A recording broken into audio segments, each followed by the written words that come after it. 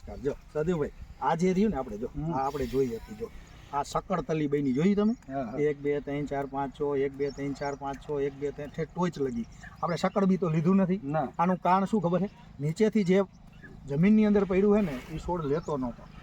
જેવું મલ્ટીપ્લાય આપ્યું ને તમે એટલે છોડે લેવાની પ્રક્રિયા ચાલુ કરી. બીજું તમે જો આ બે ડાળી જો તમે આ બે ડાળી જો આ નજીકથી લેજો જરાક મિલન કે આ લ્યો જો તમે આનું કારણ ઉપરની ટોચ જે આયલા જ આવે જો તમે ઉપરથી ટોચ લગી. હા સકડ તમે જો તમે સકડ બી લાવ્યા હતા ક્યાંય નહોતા લાવ્યા અને આ એક જગ્યાએ નહીં હો. હું જ્યાં વિડીયો ઉતારીને બધાને આવું થઈ ગયું છે અને આ તમે જોયું ન હોય. આ તમે જોયું હતું તમને ખબર ન હોય કે આમાં સકડ છે.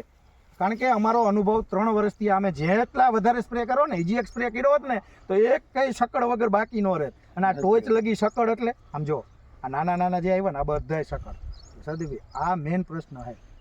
અને તમારે આવડી મોટી વાડી છે, કેટલા વીઘા છે? ખાલી 2 વીઘા 2 મણ ઉત્પાદન વધે ને 2 મણ તો તમારે ખેતીનો બધો ખર્ચ નીકળી જાય કે ન નીકળી જાય. બીજું ક્વોલિટી બંને અલગ અને 200 રૂપિયા દરેકમાં ભાવ વધારે છે. મગફળી, કપાસ, જીરું ગેરંટી સાથે આ 3 વર્ષથી વાપરે ને બધાને 200 રૂપિયા ભાવ વધારે આવે ત્યારે તમને આ દવા તો મફત છે. 1200 રૂપિયા મફત છે ત્યારે સમજણ પડશે. મારા કહેવાથી નહીં. હા અને આનો પ્રયોગ કોણ કરી શકે? ખેડૂત કરી શકે, અમારા કહેવાથી નહીં. આ વસ્તુ આજે હું બોલું છું ને નેક્સ્ટ ટાઈમમાં જે પક વાવશો ને ત્યારે તમે કહેશો કે ના અરવિંદભાઈ વાત સાચી હતી. મેં એગ્રો બંધ કરી દીધો. બધી કંપનીનો ડિસ્ટ્રીબ્યુટર હતો કારણ કે એમાં ખેડૂતની જીત નહોતી, મારી પણ નહોતી.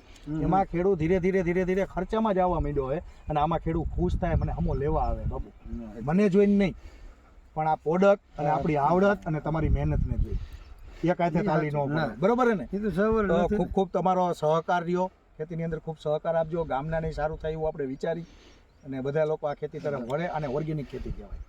ભલે આપણે મિક્સમાં આપ્યું છે 3 વર્ષ પછી તમારે ડીએપી યુરિયા નહીં જોઈને પછી તમારો હુકારો નહીં આવે અને ઓગરી ઓગરીને પાવાનું જ રહે.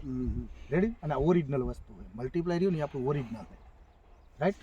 ભલે તો મળ્યા. જય હિન્દ, જય ભારત.